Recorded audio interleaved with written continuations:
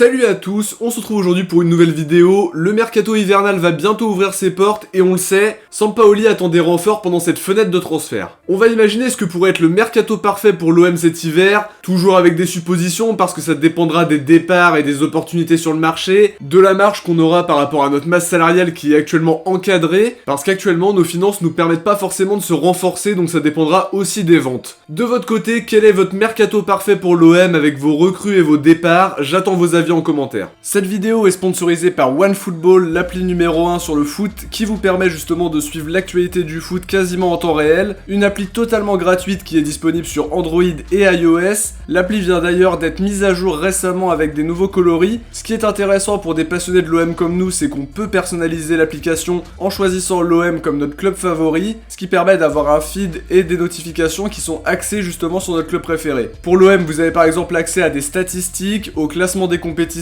à la liste complète de l'effectif avec même les jeunes joueurs qui viennent de signer pro. Pour les fans de Mercato, vous avez accès à un onglet transfert qui récapitule les transferts conclus, mais aussi les rumeurs évoquées. Le lien de téléchargement est en description, n'hésitez pas à aller télécharger l'appli, je suis sûr que ça va vous plaire. On commence directement avec les départs éventuels. Certains joueurs sont candidats à un départ en prêt, mais de mon côté j'en ai ciblé 3 principalement. Un prêt pourrait être bénéfique pour Luis Enrique qui selon moi a besoin d'enchaîner les matchs pour développer son potentiel. Actuellement il a pas assez de temps de jeu même s'il a été décisif contre Strasbourg et qu'il a enfin marqué son premier but contre Caen et Rocheville en coupe. Un prêt dans un club de Ligue 1 avec moins de pression pourrait être une bonne solution pour aller chercher du temps de jeu dans un championnat compétitif. L'autre joueur auquel je pense c'est Franco Tongia, sa situation est très complexe, le club n'a pas l'air d'avoir vraiment de projet pour lui, on l'a toujours pas vu chez les pros et on peut pas dire qu'il explose tout avec la N2. Je pense qu'il est victime de l'échange avec Ake qui était davantage une opération comptable pour les finances des deux clubs qu'un vrai échange sportif. Un prêt en Italie pourrait être une bonne solution pour lui, en série B par exemple, pour aller chercher du temps de jeu à un échelon qu'il n'a pas encore connu. Ça nous permettra d'avoir une idée sur son niveau parce que pour le moment son arrivée n'a pas encore été justifiée. Parmi les autres départs, je pense qu'un prêt serait intéressant pour Simon Ngapandouetbou, un départ en prêt qui sera lié à une éventuelle prolongation parce qu'il est en fin de contrat en juin prochain. Il a besoin de temps de jeu pour éclore au plus haut niveau, un rôle de troisième gardien ou de titulaire en réserve ne suffit pas à développer son potentiel d'après moi. Pour les transferts maintenant, il y a 3 noms qui me viennent en tête. Le premier c'est Douye Chaeta-Tsar, on parle d'un départ depuis un petit moment, il y a eu son transfert avorté à Liverpool et son refus de partir au dernier mercato, donc on s'attend à le voir quitter le club parce que c'est l'un des joueurs les plus bankable de l'effectif. Il a toujours une belle cote en Angleterre, Transfer Market l'estime à 16 millions d'euros, je pense que le club peut espérer le vendre une quinzaine de millions d'euros, peut-être 20 dans le grand meilleur des cas, et faudra le vendre au plus vite parce qu'il sera en fin de contrat en juin 2023, et ce serait vraiment dommage de le voir partir libre. Je pense qu'il partira pas pour n'importe quel club, on l'a vu cet été, Longoria devra lui trouver un challenge intéressant, mais après son retour en force dans le 11 après une fin d'été mouvementée, des clubs plus huppés s'intéresseront sûrement à lui. L'autre joueur auquel on pense tout de suite c'est Boubacar Kamara, c'est un joueur qu'on adore mais on voit bien qu'il s'éloigne d'une prolongation. Pour pas le voir partir libre, la seule issue semble être un départ pendant ce mercato d'hiver. Il manque pas de prétendants, plusieurs clubs anglais sont intéressés, ça parlait de Manchester United ou de Newcastle récemment. En termes d'indemnité ce sera pas très élevé, je pense qu'on peut peut-être en tirer de 8 à 12 millions d'euros dans le meilleur des cas. Ce sera toujours mieux que rien même si on aurait tous aimé une prolongation. Pas certain que de son côté il accepte de partir cet hiver alors qu'il peut récupérer une belle prime à la signature en étant libre en fin de saison. De notre côté on perdrait un joueur important pour la suite de la saison c'est vrai, mais on aura aussi besoin de remplir les caisses du club.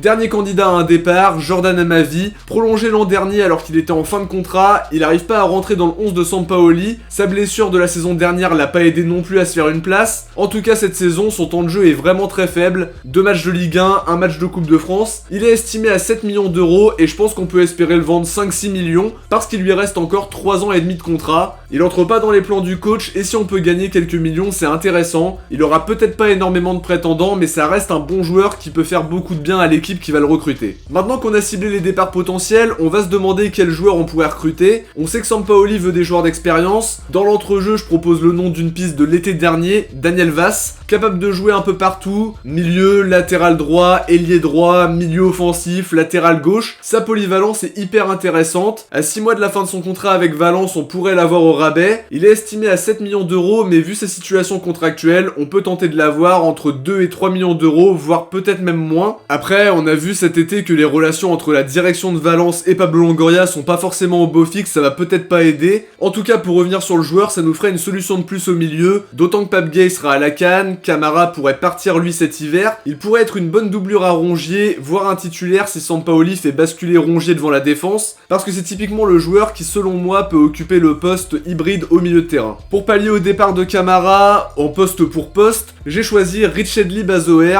Il joue en défense centrale avec le Vitesse Arnhem, mais il a énormément joué en 6 ou en milieu axial. Je pense que c'est le profil qu'il faut pour remplacer Camara, 25 ans avec une marge de progression encore. À mon avis, il peut s'épanouir à l'OM et en plus il présente l'avantage d'être libre dans 6 mois, ce qui peut nous permettre de le recruter pour vraiment pas cher. Il est estimé à 4,5 millions, mais on pourrait l'avoir pour 2-3 millions, peut-être même moins, à voir comment ça se passe, parce que Vitesse ne voudra pas le voir partir libre. Cet été, il voulait déjà partir et je pense que notre projet peut lui plaire. Pour renforcer la défense à 3 en cas de départ de Chaeta Tsar, Ricardo Rodriguez est un joueur intéressant. À mon avis, on n'a pas besoin de recruter un axial parce qu'on a déjà Alvaro et Balerdi. Ça peut être un gros coup de signer Rodriguez qui pourrait doubler le poste de Luan Pérez. Il a déjà joué à ce poste-là avec la Suisse, c'est un très bon tireur de coups de pied arrêtés, expérimenté et qui apportera de la qualité. Bon défensivement, offensivement aussi, et il n'est valorisé qu'à 2 millions d'euros. Il lui reste 2 ans et demi de contrat avec le Torino, et je pense que c'est un coup à tenter même s'il a 29 ans. Il touche 1,5 million par an, ça reste raisonnable. Avec les ventes espérées, on peut le signer malgré l'encadrement de la masse salariale, parce qu'on se sera séparé au préalable des salaires d'Amavi, de Camara et de Chaeta Tsar. Dernier poste qui est sûrement le poste prioritaire, le poste d'ailier ou de milieu gauche. J'ai pensé à Sergio Gomez qui est excellent avec Anderlecht, qu'on suivrait a priori. Milieu offensif de formation, il a explosé au poste de latéral gauche. Son apport offensif est vraiment très bon et je pense qu'il se fondrait parfaitement dans notre 11. Capable de faire des différences devant, d'être efficace derrière et de combler les espaces, il est estimé à 3 millions par transfer market, mais vu ses performances depuis le début de saison, je pense qu'Anderlecht en demandera beaucoup plus et on pourrait s'approcher des 10-15 millions d'euros, mais je me trompe peut-être. En attendant, son profil est très intéressant, ça pourrait combler notre manque sur l'aile gauche avec un joueur bon offensivement, capable d'occuper tout le couloir et de fermer les espaces. Si on récapitule, j'enverrai en prêt Luis Enrique, Tongia et Simon. Pour les ventes, je m'attends au départ de Chaeta Tsar, Camara et Amavi. Pour compenser les départs et renforcer l'aile gauche, je propose les arrivées de Vass, Sergio Gomez,